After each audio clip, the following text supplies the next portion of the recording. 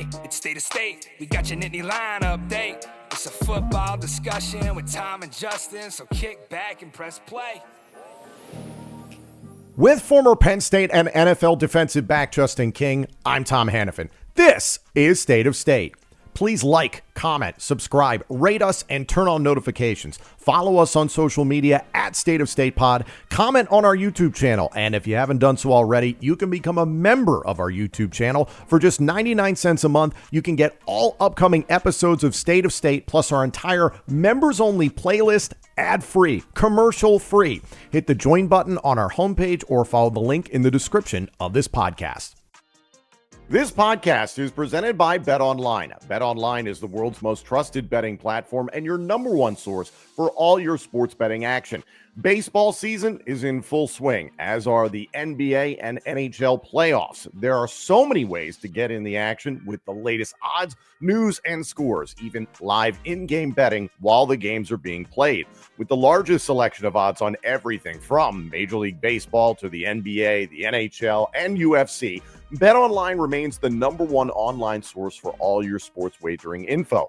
In between games, head over to the BetOnline casino with all the top Vegas-style games, including poker and live casino. Penn State fans, are you feeling confident that the Nittany Lions can win college football's national championship next season? Lock in your futures bet at betonline.ag today. State of State is presented by BetOnline. The game starts here. State of State is a proud supporter of Blue White Outfitters. Blue White Outfitters was created as a retail shop meant to highlight the confidence, competitiveness, and fearlessness of the elite athletes found throughout the history of Penn State University. Check out their Lockdown U and Lawn Boys merchandise today. All sales from Blue White Outfitters directly benefit Penn State student athletes. Also, official State of State merchandise is available now. Support the show and grab State of State t-shirts, hoodies, hats, and more. Visit www.bluewhiteoutfitters.com today. Hi, everyone, and welcome to State of State. I'm Tom Hannafin with Justin King. A lot to get to today here, the last day of April. I believe it's the last day of April. Yeah, I think so. Anyway, it doesn't matter. But going back, there's a lot going on with the transfer portal now closed and that you cannot enter the transfer portal. But Penn State continues to be shoppers within the transfer portal in terms of players that are available. James Franklin this past weekend and prior to that, speaking openly about how much Penn State needs help at the linebacker position. So today, going to talk about some linebackers on Penn State's radar. Also, the blue-white game going down this past weekend was not televised, so some general takeaways from that game, news and notes coming out of that. But Justin, to start this off, because I didn't get to have you on here when we learned about Trebor Pena coming on to the program. Trebor Pena, wide receiver from Syracuse, transferring to Penn State. Learned about that this past weekend. He attended the blue-white game. What did you think about the addition of Trebor Pena to this wide receiver room? I think that's a great pickup, especially in the spring portal season. You get a veteran receiver that has proven to have impact at a Power 4 level.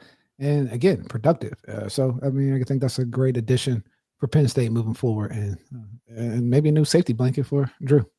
How do you feel about three transfer wide receivers potentially being the top three wide receivers for Penn State? It's a little nerve-wracking just in terms of getting the chemistry together, but I think there's some benefits to them all kind of learning each other at the same time, right? We kind of don't take anything for granted. You kind of know that you have to put in a little extra work. And sometimes when you find that rhythm a little simpler when we're all on the same page, we're like, hey, we don't got this figured out, so we need to get it figured out. When that is understanding, typically goes well.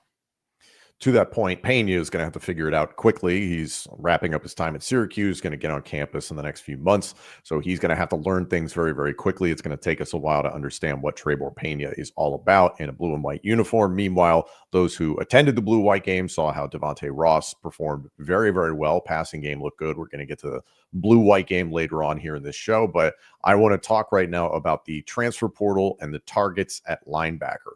First off, how did you feel about James Franklin openly putting out a statement after the blue-white game? I have the quote right here because it's just I don't know. It's interesting to hear from James say, quote, if there is a linebacker out there that wants to be a part of our program and play for LBU, the most historic linebacker program in the history of college football, there's an opportunity to join the room. That open opportunity, that open invitation, it sounds kind of like, to my ears, it felt kind of strange to hear that from James, but it was like, yeah, like you might as well put out a casting call and see if somebody answers you. I think when you do something like that at that level, again, I think it's challenging the linebacker room, right? You got Timmy Robinson that hops in the portal, so there's some depth and quality that you thought was coming into the room's not there, and maybe some guys aren't performing to the level that he wants, and so he's kind of challenging them through that. But I think he feels okay about the room, but again, challenging them. But yeah, using that to speak through the media, but I don't think it's an open call for linebackers because, I mean, I digress. Well, I mean, it kind of has been. Yeah. To your point, Tamir Robinson transferred to USC. Beckham D is also into the transfer portal, much lower down the depth chart, but still. And I guess what I'm trying to say is the linebackers that he might be calling for that can play at that level aren't available at this time in the portal, as I've been asking. I see what you're saying. Yeah. But again, like I was saying, Kobe King just got drafted, leaves a void for Penn State at linebacker. Tony Rojas is dealing with some injuries from this past season, so he's getting back into the swing of things. Dom DeLuca, you know what you have there. James Franklin spoke very highly of Anthony Specca and Kari Jackson after the blue-white game. Said Kari is super physical. Said Specca is doing some good things. Probably had the most complete and consistent spring from a grade standpoint. So I think there's general positivity surrounding those guys, but the decree out there in the media sounded like James Franklin being like, hey, like there's a chance for somebody to come in here and contribute. I'm encouraged by the two names that have popped up that people are paying attention to and have visited or have already visited.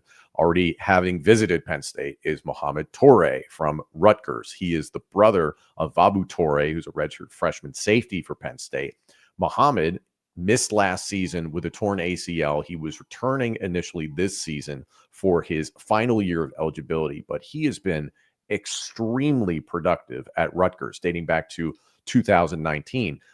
As I mentioned, has dealt with some injuries in 2022 and in 2024, dealt with injuries. But in 2020, 2021, and 2023, every single season, he had 4.5 sacks.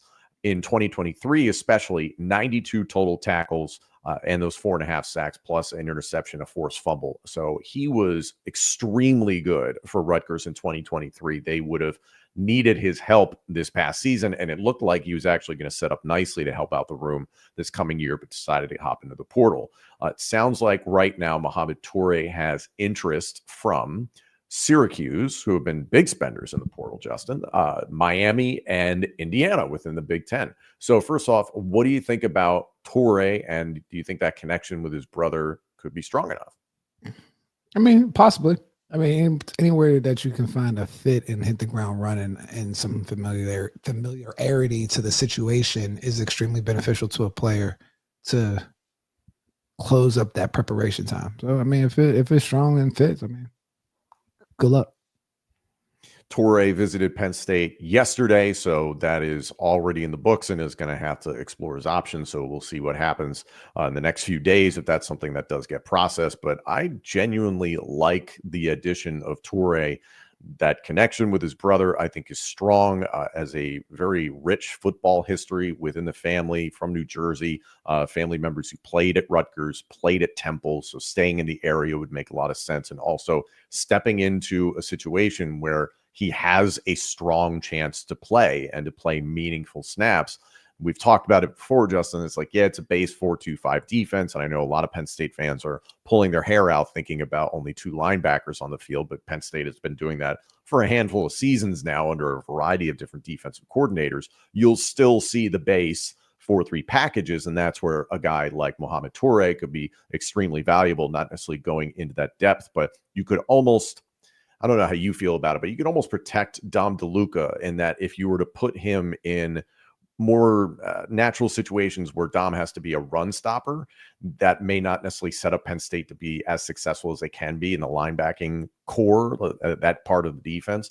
Toure is very good in space, obviously a proficient tackler. So I think Toure, if he does get added, and Rojas recovering from injury, granted Toure is recovering from an ACL, if everything plays out right, that is a nice addition to a defense that is ultimately trying to make a run at the national title. And it's the thing I was talking about with Pena last week is Penn State has that chip to play in the transfer portal, and you with LIG Sports Group are dealing with players that are hopping into the portal. How big is that chip to play for Penn State when you talk to somebody in the portal and say, we are potentially, we're gunning for the national title this year. We can credibly sit here and say we're going to compete for the national title. I think it's incredibly powerful and important when you can back it up. You know what I mean? By the evidence of number of wins, how they restore talent, how they've been recruiting, how they've been developing, and almost coming at you from a standpoint of like you're a special acquisition from the transfer portal, because this isn't what we typically do. Like we go get guys that we actually need, and they can tell that story and it be truthful. So that's a pretty powerful pitch for anybody coming out of the transfer portal to find a home where it's not, like James likes to say, transactional, and it's somewhat transformative, even for like a 1-year stint. And no disrespect to Miami and Indiana, I would say those two schools could sniff that 10-win category this coming season, so could credibly compete to make it into the college football playoff. Syracuse remains to be seen. Syracuse obviously having a very nice year last year, but I just mentioned, and Justin, you've seen it, Syracuse is spending some money in the portal. What have you heard about them? Man, spending money or just acquiring the right players, right? I don't know how much money they've been getting, but I think they've been valuing the players that they need to fit within their organization and landing them. I think there's a part of the transfer portal, or even in this era, where we lean on the money because it's a new dynamic, but the relationships and personalities do matter when the player is actually picking, when all things are equal, right? Like if everybody's valued the same, you still have to pick the situation, the coach that you want to play for. So there's a level of recruiting that still comes into it. So let's not forget that Fran was the recruiter of the year, like two of the last 3 years in college football before he became a head coach. So he knows what he's doing on that recruiting front. So I think that's more of what we're seeing. Yeah. Obviously, is spending the right money on the right players. Yeah. You and I are big fans of Fran. I like what he's doing there in upstate New York. So Toure visited yesterday. This weekend, UNC linebacker Amare Campbell is going to visit Penn State. Campbell also has a visit lined up with SMU, who Penn State just got done defeating in the first round of the college football playoff, and also big spenders in the portal. Depending on which recruiting website you look at, Amare Campbell is ranked as the number 1 linebacker available in the portal right now. Multiple years of eligibility left. The interesting thing for me, and I don't know how much you've dealt with this, is you've seen Tony Rojas and Zane Durant openly lobbying for Campbell to come to Penn State. How much of a factor is that? Like, it is kind of like it is free agency, basically. And you see this in the pros, no matter what sport. Oh, come play with me, come play with us, whatever. It just seems like it's happening more and more. Well, yeah, I think it's cool when you want to play with guys that align with the same mission. I think that's always a hard thing to manufacture with the team. That's why the evaluation, when you talk about the infrastructure and players coming from somewhat similar makeups for, I guess, what they want out of the sport, really helps, shape your culture and how you're pushing things forward. So I think when players do that and identify, it only sets up good opportunities when they're truthful about, what they're aligning with. Like, for example, when me and Derek kind of met up at a camp, it was like we're the 2 youngest guys there. We were both fearless about going there. It's like, hey, there's some opportunities here for us both to play. Like, what you think? I think you can help on this side, and understanding that there's a team dynamic and you like to play, with the best players along the way. So I think that's pretty cool. Yeah. See if that materializes. That visit is later on in the week. At UNC last year, Campbell, 76 total tackles, 2 passes defensed, a forced fumble, and 6.5 sacks. So that is it's another layer to these linebacker visits, these targets. Toure has been consistent in that department, as I mentioned, in terms of recording sacks. And you can look at it as, Rutgers defense that plays really hard-nosed football under Greg Schiano. So it's like, okay, you understand what you have there. Campbell coming from the ACC, and it's a completely different regime. Like the transfer portal for UNC, it's been two-way traffic ever since Bill Belichick and his girlfriend went there. So that's been an interesting story. But it just seems like it's been heavy movement for the UNC football program. And now Campbell, somebody being out there, I think it's the element to consider in this linebacker acquisition is that, like, yes, you would like to have some better depth at linebacker, help you out in a variety of different elements of the defense. But I think it's still a question mark that I don't know if it's really going to be answered until September, October, is who is that other defensive end? Who is that other guy getting consistent pressure on the quarterback? Because Penn State knows what they have and denied in a Sutton. They know what they have in the interior with Zane Durant, and there's even questions in terms of the depth at defensive tackle. But I do have to raise the concern. Like, yeah, Abdul Carter just went number three overall. Three overall, which you called, by the way. I think you called, by the way. I said three. Yes, you did. Yes, you did. Abdul Carter produced at an extremely high level. So now that's a big question mark. And we've talked about Zariah Fisher, Anai White, the transfer from Texas A&M, Max Granville, who was a true freshman last year, an early enrollee, as a matter of fact. He reclassified. So that's a big question there. Bringing in an experienced linebacker who has produced and has been able to get pressure on the quarterback at sacks, I think that's a huge thing that Penn State could capitalize on here late in the cycle, in this spring portal cycle. And still, it's like that person's going to have to come in and get acclimated quickly. What do you think about that in terms of this linebacker search? Is part of it the pass rush, or what have you heard? I mean, the most, I guess, immediate impact from a player, I think, would be like a pass rusher or somebody that can blitz. So, because when you're playing in a different defense, unless it's somebody's coming from Ohio State that played with coach from last year, you have to feel your way around because you're like playing on a string with guys on defense, and you get used to. There's a feel and an instinctual piece that comes with it. But like pass rushing and all that stuff, you pin your ears back, and that's like, you see that in NFL, guys getting picked up to be able to have those immediate impacts. You got to send them a little bit. But for somebody that's played 3-4 years, they might be able to work into the defense from a productive standpoint. So we'll see. And listen, Abdul Carter, I think people forget, he just transitioned from linebacker to defensive end this past season. Now, he was a defensive end more so, or at least his evaluation coming out of high school is that he would probably be better suited at defensive end.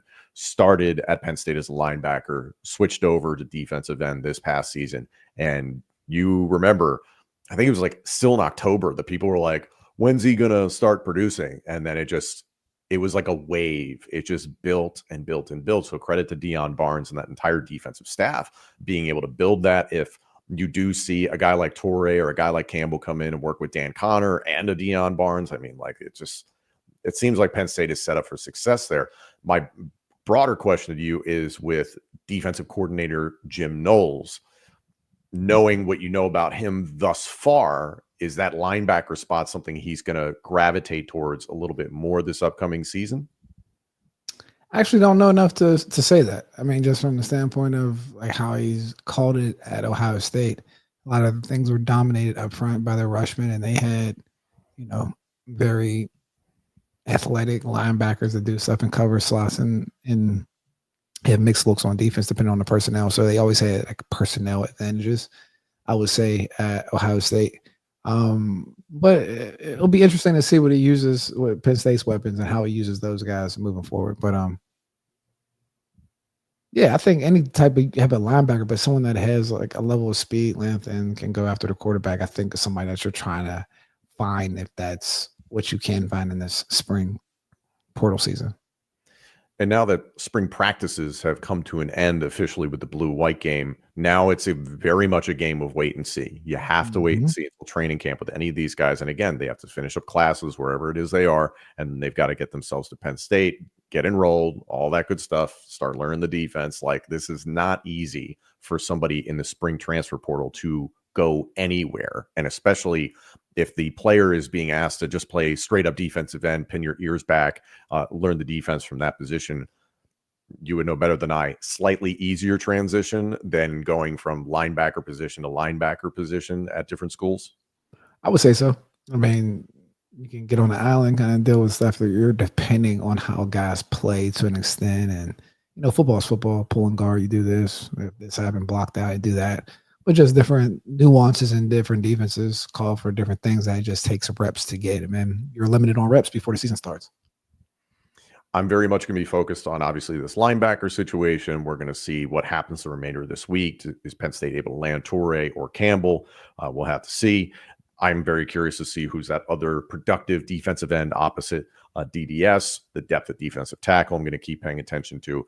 Coming out of the blue-white game, which again, unfortunately, was not televised, and granted, part of that was the whole tampering and like wanting to protect the roster, that sort of stuff, but also construction on Beaver Stadium. So a lot of the pictures and videos that you saw coming out of it, you saw the construction going on the west side of the stadium. The press box has been torn down, so that part of the stadium vacant, and not the normal turnout for the blue-white game, which was to be expected because of that construction, and then also it was a different model in that there was traditional scoring, but you had a thud period, then you had live hitting, those sorts of things, and it wasn't televised. So it's just a completely different animal. Some of the general takeaways that you've seen news and notes about and clips online is the number 2 quarterback situation is going to be an ongoing competition. And I've seen people use the word controversy out there. And Justin, I freaking hate that, because how can you have a controversy with your number 2 quarterback? Like, you're going to have a competition there. If it's your number 1 quarterback and it's a controversy, it's like, yeah, did the other guy like try and steal the other guy's car or something like that? Like, it doesn't make any sense to me.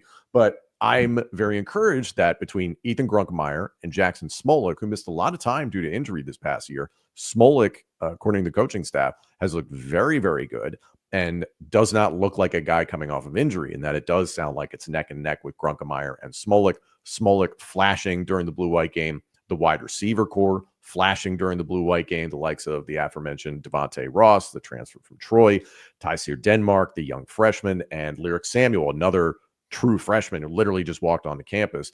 So the big takeaway from the blue-white game was the passing game looked good, which I feel like almost every blue-white game, Justin, that's what we see, is that like people shouldn't freak out and take too much from that, because that's just kind of been consistent for years, is that the defense is just kind of consistently behind the offense at this point in the year. Would you agree with that?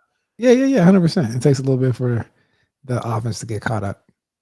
And also it's a thud period, and then all of a sudden you're going to live hitting and you're not trying to hurt each other. So it's like, yeah, the defense is just not going to look like what you're ultimately going to see in September. So I'm not taking too many points from that or being concerned. Hearing that Devontae Ross was a favorite of the quarterbacks, how do you feel about that? What have you heard about the transfer from Troy? I mean, besides a couple of the practice that I've seen where he was making plays, creating separation, I haven't seen too much. I mean, I wait for the spring to clear out, especially with the roster movements. It's just kind of hard to see what it's like and see what happens more in the summertime. Yeah.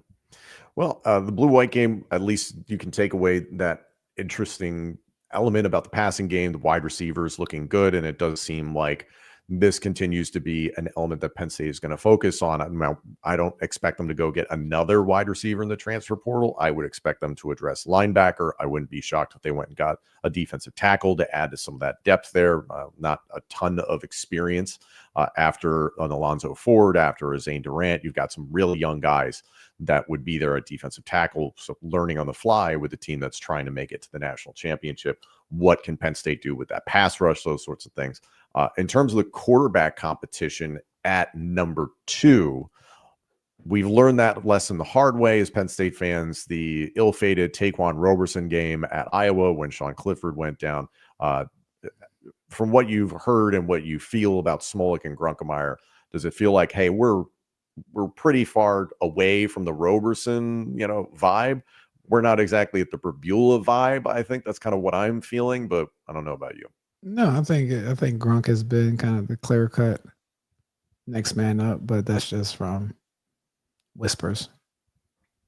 But like I haven't seen too much to say like, oh, he's been killing. Like he looked good in practice that I was there. Mm-hmm. But I mean, that's the promise has always been spoken loudly.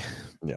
Smolik at least is making it tough on him. Even still, it sounds like based on all reports is that it's pretty much neck and neck between the two. So as long as there's some healthy competition there, and then in the event, God forbid, Drew Aller sustained an injury, you feel strong about what you have going onto the field. Now, are you going to feel as strong as you felt about Bo Perbula stepping in last year, for instance, on the road against Wisconsin, it's probably not going to feel that way. But Bo Perbula looks like he's going to be a starting quarterback in the SEC this upcoming year. Could have started for a lot of teams in the Big Ten this past season, let's be very honest. So we'll have to keep an eye on that situation. But the big focus here as we get into May is what is Penn State going to grab out of the transfer portal? We're going to keep an eye on the situation with Toure and especially with Campbell. Will Penn State grab a linebacker before this spring cycle is over? We'll have all that here on State of State.